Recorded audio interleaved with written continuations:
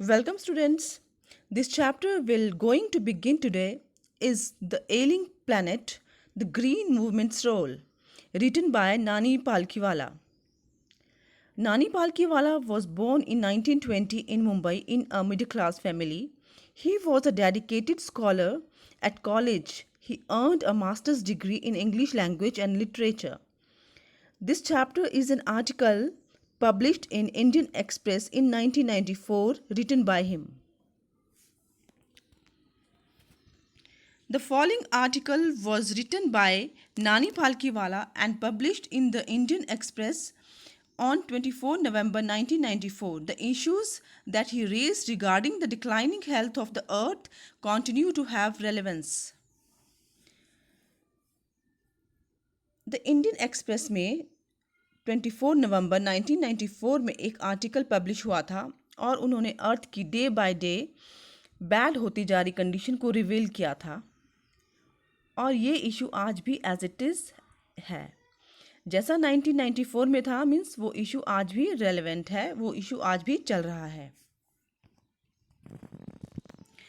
One cannot recall any movement in the world history which has gripped the imagination of the entire human race so completely and so rapidly as the Green Movement, which started nearly 25 years ago.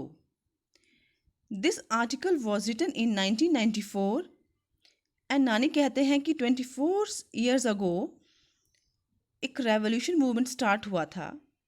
उससे पहला इतना effective कोई movement हुआ ही नहीं था अर्थ की existence को लेकर। This movement was started in 1972 in New Zealand to realize the people that the earth health of the earth of our is deteriorating day by day. And नानी कहते हैं कि 1972 में ये मूवमेंट जब हुआ तो सभी लोग इसको लेके बहुत कंसर्न थे और ये मूवमेंट जो था वह बहुत स्ट्रॉन्ग था। In 1972, the world's first nationwide Green Party was founded in New Zealand. Since then, the movement has not looked back. First time in 1972 में a Green Party was established in New Zealand. Green party नाम से एक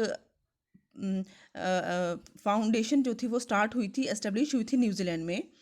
ये movement इतनी बड़ी और strong थी कि उसके बाद ये आगे ही आगे बढ़ती गई और इसने पीछे मुड़ के नहीं देखा। We have shifted one hopes irrevocably from the mechanistic view of a holistic and ecological view of the world. Irrevocably means in a way that cannot be changed or reversed. Here the writer means that our thinking or view has shifted means अब हम अर्थ को एक machine की तरह नहीं देखते, इसको हम एक हॉलिस्टिक मीन्स कंप्लीट वे में, कंप्लीट पॉइंट ऑफ व्यू से देखते हैं। अर्थ के सारे फेजेस को देखते हैं। अर्थ पर जो भी चीज़ें एग्जिस्ट करती हैं उन सभी को ध्यान में रखना ज़रूरी है। अर्थ को एक लिविंग बीइंग की तरह देखना ज़रूरी है। जिस तरह लिविंग बीइंग को ज़िंदा रहने के लिए कुछ चीज़ें चाहिए होती हैं, उसी तरह हमें अर्थ को जो है वो की नीड्स को भी ध्यान में रखना होगा कि वो एग्जिस्ट करे। इसकी एग्जिस्टेंस के लिए हमें क्या क्या करना है, और ये चेंजेस ग्रीन मूवमेंट के बाद ही आई हैं किसी के भी माइंड में। It is a shift in human perceptions as revolutionary as that introduced by Copernicus, who taught mankind in the 16th century that the earth and the other planets revolve around the sun. Revolutionary means complete change, क्रांतिकारी change. Perceptions means नज़रिया, understanding या दृष्टिकोण। अब writer बताते हैं कि human perception means लोगों का दृष्टिकोण में जो रेवोल्यूशनरी चेंज आया है, जो वो पूरी तरह से उनका जो व्यूज़ हैं वो चेंज हो गए हैं, वो ठीक उसी तरह से है जैसे 16th सेंचुरी में कॉपरनिकस ने जब ये बताया था दुनिया को कि अर्थ जो है, earth and all the planets revolves around the sun. तो लोगों में इससे एक बड़ा चेंज आया था। उनके विचार में, उनकी सोच में एक चेंज आया था। मीन्स ग्रीन रेवोल्यूशन से लोगों में अवेयरनेस आई है। तो वो अर्थ को एक अलग नज़रिए से अब देखने लगे हैं।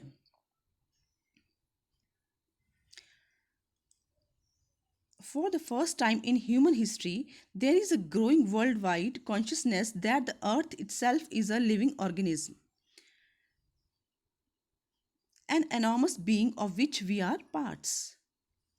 ह्यूमन हिस्ट्री में फर्स्ट टाइम ये कॉन्शियसनेस ग्रो कर रही है कि अर्थ अपने आप में एक लिविंग ऑर्गेनिज्म है और एक बहुत बड़ी लिविंग बीइंग है। हम उसके पार्ट्स हैं। अर्थ एक बहुत बड़ी लिविंग बीइंग है और हम लोग जो सारे हैं क्रीचर्स जो भी हैं, हम सभी उसके छोटे छोटे पार्ट्स हैं।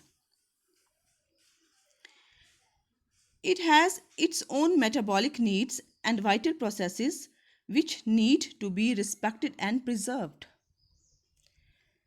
मीन्स अर्थ की भी कुछ मेटाबॉलिक नीड्स हैं जो इसके सर्वाइवल के लिए ज़रूरी हैं, और कुछ बड़े प्रोसेसेस हैं जो अर्थ के एग्जिस्टेंस के लिए ज़रूरी है। एंड हम सभी को उन चीज़ों को रिस्पेक्ट करना है, उनको प्रिजर्व करना पड़ेगा। अगर हम ये चीज़ सब नहीं करेंगे तो इससे हमारा यहाँ रहना, एग्जिस्ट करना मुश्किल हो जाएगा। हम खुद ही मुसीबत में पड़ जाएंगे। The earth's vital sign reveal a patient in declining health. Earth की पोजीशन, उसकी कंडीशन ये दर्शाती है कि अर्थ की हेल्थ गिर रही है, खराब हो रही है। We have begun to realize our ethical obligations to be good stewards of the planet and responsible trustees of the legacy to future generations. Ethical obligations means moral duties, stewards means to manage. Means अब हमने ये सोचना start कर दिया है कि हमें अपने प्लैनेट की को एक अच्छे मैनेजर की तरह उसकी देखभाल करनी है। मीन्स हमें खुद को ही उसकी केयर करनी होगी, सभी को मिलके और एक रिस्पॉन्सिबल ट्रस्टी की तरह आने वाली जनरेशन के लिए उसको संभाल कर रखना होगा। हमें खुद ही अर्थ का ध्यान रखना पड़ेगा कि हमारी फ्यूचर जनरेशन को कोई प्रॉब्लम इसकी वजह से क्रिएट ना हो, उनको किसी प्रॉब्लम का सामना ना करना पड़े।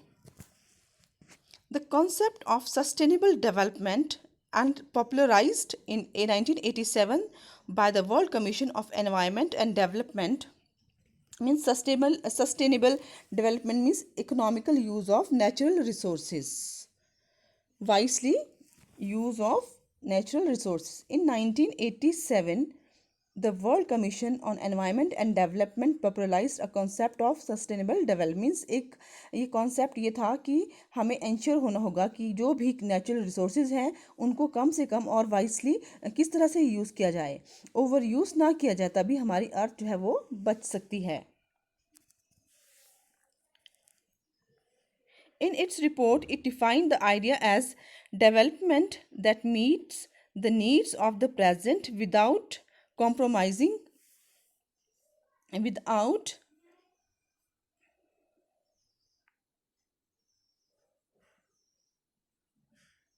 without compromising the ability of future generation to meet their needs, without stripping the natural world of resources future generation would need. World commission on environment and development ने अपनी रिपोर्ट में ये कहा है कि डेवलपमेंट के लिए प्रेजेंट नीड्स को तो पूरा करना है, लेकिन हमें फ्यूचर जनरेशन की नीड्स को भी ध्यान में रखना होगा।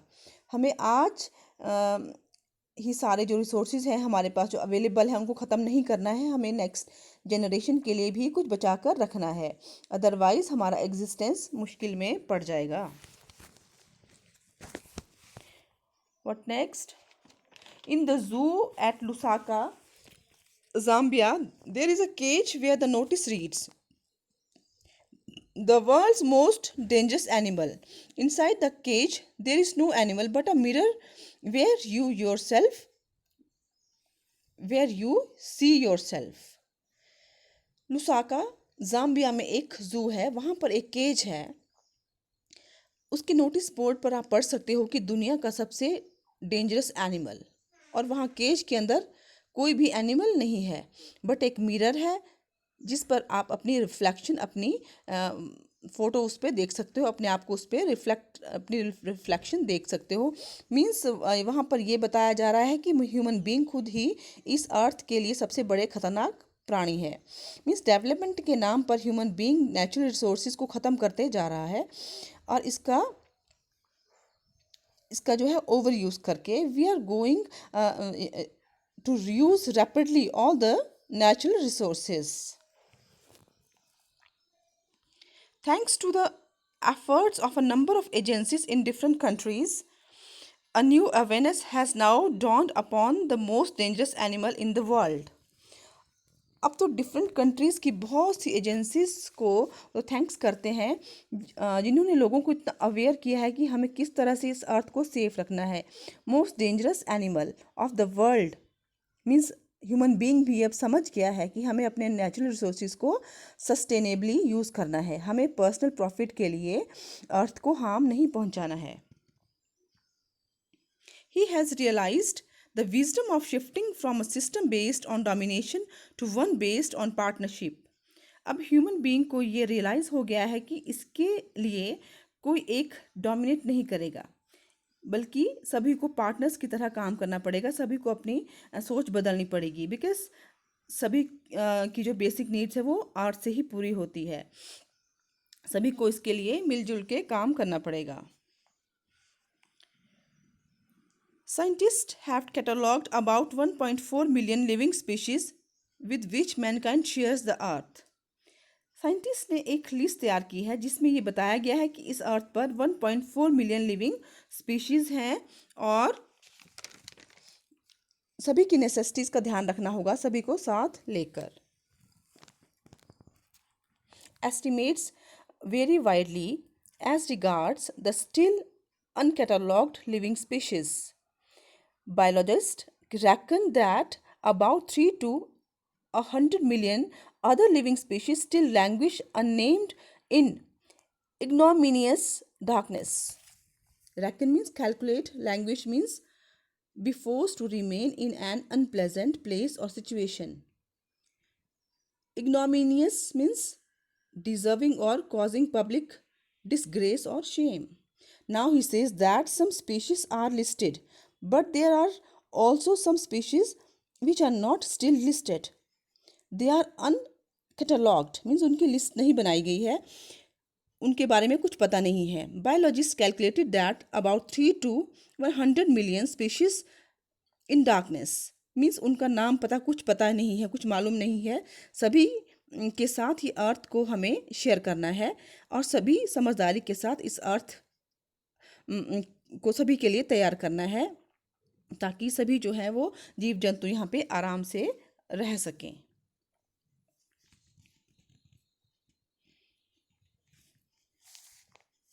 One of the early international commission which dealt inter alia with the question of ecology and environment was the Brand Commission, which had a distinguished Indian as one of its members, Mr. M.K. Jha. Inter alia means among other things. Brand Commission was an independent commission and it released its first report in 1980, और ये commission ecology and environment जैसे questions को deal करता था। और सबसे important बात यह है कि इसमें एक फेमस इंडियन मिस्टर एल के झा भी इस कमीशन के मेंबर थे। इस कमीशन के चेयरमैन थे Willy Brandt and he was a German chancellor. The first Brandt report raise the question, are we to leave our successors a scorched planet of advancing deserts, impoverished landscapes and ailing environment? Scorched means burn the surface with heat or fire. Impoverished means made poor. Ailing means to poor health. Brand commission की first report में कहा गया था कि क्या हम अपनी future generation को जला हुआ प्लैनेट जो डेजर्ट बनता जा रहा है और विदाउट ग्रीनरी जो लैंडस्केप्स होते हैं, बैरन लैंडस्केप्स एंड और बैड हेल्थ वाला एनवायरनमेंट देंगे। मीन्स इस रिपोर्ट में ये चिंता जताई जा रही थी कि ये अर्थ हमारी फ्यूचर जनरेशन के लिए मीन्स लिवेबल प्लेस नहीं रहेगा अगर इसी तरह इसका मिसयूज़ होता रहा तो। Mr. Lester R. Brown, in his thoughtful book, The Global Economic Prospect, points out that the Earth's principal biological system are four: fisheries, forests, grasslands, and croplands, and they form the foundation of the global economic system. अब नानी पालिका वाला जो है वो आगे बता रहे हैं कि मिस्टर लेस्टर आर ब्राउन ने एक बुक लिखी थी ग्लोबल इकोनॉमिक प्रोस्पेक्ट, जिसमें ये पॉइंट आउट किया गया था कि अर्थ के 4 बायोलॉजिकल प्रिंसिपल्स हैं: fisheries, forest, grasslands and croplands, और यह ग्लोबल इकोनॉमिक सिस्टम की बैकबोन है. In addition to supplying our food, these 4 systems provide virtually all the raw materials for industry except minerals and petroleum derived synthetics. Synthetics means artificial substance. अब वो बता रहे हैं कि मिनरल्स और petroleum industries के अलावा जितनी भी इंडस्ट्रीज़ हैं उनके लिए जो सारा रॉ मटेरियल है वो इन्हीं 4 सिस्टम से आता है. मीन्स 4 सिस्टम हमारे लिए जो है वो बहुत इम्पॉर्टेंट है. In large areas of the world, human claims on this system are reaching an unsustainable level, a point where their productivity is being impaired. Impaired means weakened or damaged. अब next वो बता रहे हैं कि ये लोग जो है वो दुनिया के लोग क्लेम करते हैं इस वर्ल्ड के बहुत बड़े एरिया में ये सिस्टम ख़त्म होने की कगार पर है. मीन्स जो मेन चीज़ें हैं जिनकी हमें सबसे ज़्यादा नीड रहती है, इंडस्ट्रीज़ में रॉ मटेरियल जहाँ से जाता है वो ख़त्म होने की कगार पर है, ख़त्म होने वाला है.